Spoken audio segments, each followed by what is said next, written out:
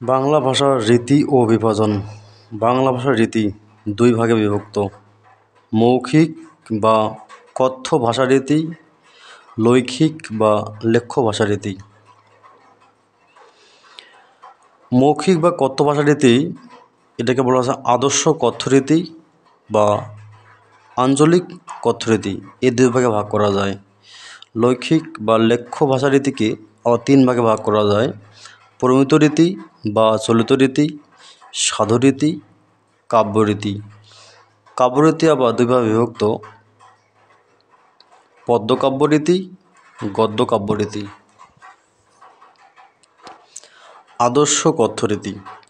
আদর্শ কথ্যরীতি হল বাঙালি জনগোষ্ঠীর সর্বজনীন কথ্য ভাষা। সাধারণত বক্তব্য, আলোচনা, নাটক ও সঙ্গীতে এ রীতির ব্যাপক প্রয়োগ রয়েছে। এ রীতি প্রমিত লেখ্য রীতির ওপর ভিত্তি ধরা হয়।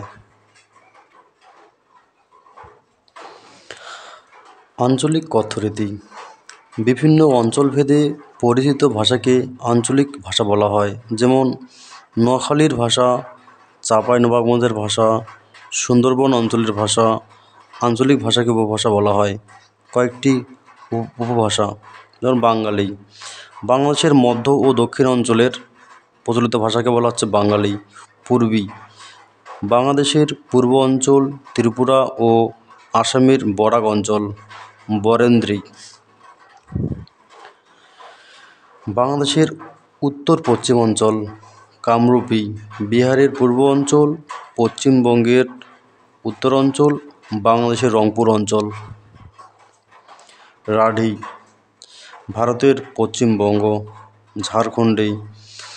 পশ্চিমবঙ্গের পশ্চিম অঞ্চল ও ঝাড়খণ্ডের পূর্ব অঞ্চলে এ ধরনের ভাষা প্রচলিত।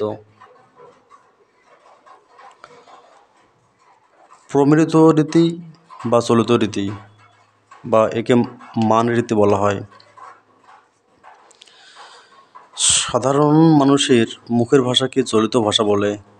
চলিত ভাষার আদর্শরূপ থেকে গৃহীত ভাষাকে বলা হচ্ছে প্রমিত ভাষা। 20 শতকের মাঝামাঝি সময়ে চলিত ভাষারীতি প্রবর্তিত হয়। তবে 21 শতকে চলিত ভাষার নাম প্রমিত রীতি করা হয়। চলিত ভাষার প্রবর্তক প্রমথ চৌধুরী। সাধু ভাষারীতি। সংস্কৃত ভাষা থেকে উৎপন্ন ভাষাকে সাধু ভাষা হিসাবে অভিহিত করা হয়। 19 শতকের শুরুতে সাধু ভাষার বিকাশ ঘটে। দাপ্তরিক কাজ, সাহিত্য রচনা, যোগাযোগ ও জ্ঞানচর্চার প্রয়োজনে লেখ্য বাংলা ভাষায় সাধুরীতি ব্যবহৃত হয়। রাজা রামমোহন রায় প্রথম সাধু ভাষার প্রয়োগ করেন। কাব্যরীতি। বাংলা কাব্যরীতি দুই ভাগে বিভক্ত, যথা পদ্য কাব্যরীতি ও গদ্য কাব্যরীতি। পদ্য কাব্যরীতিতে ছন্দ ও মিল থাকে। পদ্য কাব্যরীতি বাংলা ভাষার সবচেয়ে পুরনো রীতি। সাধু রীতি ও চলিত রীতির পার্থক্য। সাধু ভাষার রীতি, চলিত ভাষার রীতি।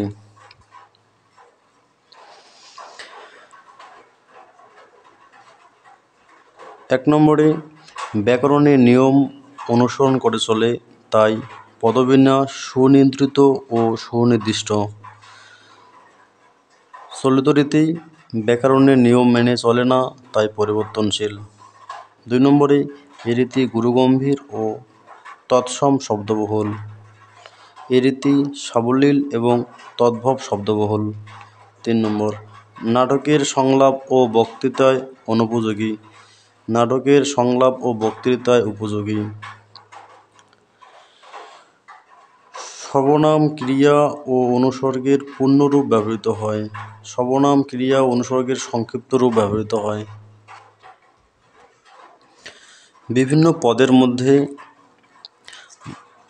সাধু ভাষা ও চলিত ভাষা রীতির মধ্যে পার্থক্য। বিশেষ্যর মধ্যে জুতাকে বলা হয় চলিত ভাষায় জুতো, জ্যোৎস্নাকে বলা হয় জ্যোৎস্না, তুলাকে বলা হয় তুলো, পূজাকে বলা হয় পুজো, মস্তককে বলা হয় মাথা, সুতা, সুতো, সর্প, সাপ, হস্ত, হাত। বিশেষণ কিয়ৎক্ষয়কে বলা হয় কিছুক্ষণ, বর্ণ, বুনো, রঙিন, রঙিন। শুষ্ক বা শুকনাকে বলা হয় শুকনো, সর্বনাম পদের। উহা, ওটা বা ও, কেহ, কেউ, তাহা, তা। তাহাকে, তাকে, তাহার, তার, তাহারা, তারা, ইহাদের, এদের, যাহা, যা, অপেক্ষা, চেয়ে, পূর্বেই, আগে, সহিত, সাথে, হইতে, হতে, দ্বারা, দিয়ে, নিমিত্ত, জন্য বা জন্যে, ব্যতীত, ছাড়া, আসিয়া, এসে, করিল, করল, করিয়া, করে, করিবে, করবে।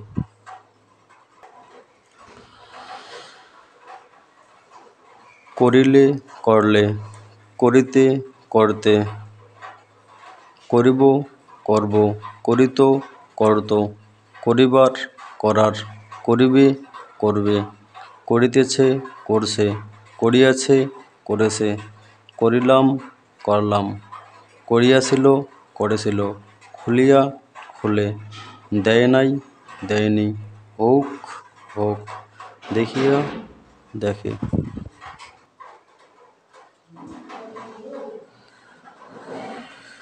পড়িল, পড়ল, পড়িয়াছেন, পড়েছেন, ফুটিয়া, ফুটে, হইয়া, হয়ে, লিখা, লেখা। নোট ১। সাধু রীতির সর্বনাম বহু সর্বনামে অহবর্ণ যুক্ত থাকে, যেমন তাহারা, যাহা, তাহা। প্রমিত রীতিতে কথ্য রীতির কিছু শব্দ বর্জনীয়, যেমন ধুলো, তুলো, মূলো, পুজো, সবচেয়ে ইত্যাদি ব্যবহার না করে ধুলা, তুলা, মূলা, পূজা, সবচেয়ে শব্দ ইত্যাদি শব্দ ব্যবহার করতে হবে। লিখিত বাংলা ভাষার আদি নিদর্শন চর্যাপদ। চর্যাপদ প্রায় 1000 বছর আগে লেখ্য বাংলা ভাষার কাব্যরীতিতে রচিত হয়। এটি 1907 সালে হরভরা শাস্ত্রী নেপালের রাজদরবার থেকে উদ্ধার করেন। নোট 2। নতুন নবম-দশম শ্রেণীর ব্যাকরণের MCQ। বর্তমানে লেখ্য ভাষার আদর্শ রীতিকে বলা হয় প্রমিত রীতি। বাংলা ভাষায় গদ্য রীতির সূচনা হয় 19 শতকের শুরুতে। নিচের কোনটি সাধু রীতির ক্রিয়াপদ? করিল। সাধু রীতির বৈশিষ্ট্য কোনটি? ক্রিয়াপদ দীর্ঘ হয়। বাংলাদেশের রংপুর অঞ্চলের কোন উপভাষার পাওয়া যায়? Kamrupi. To error is human. ধন্যবাদ।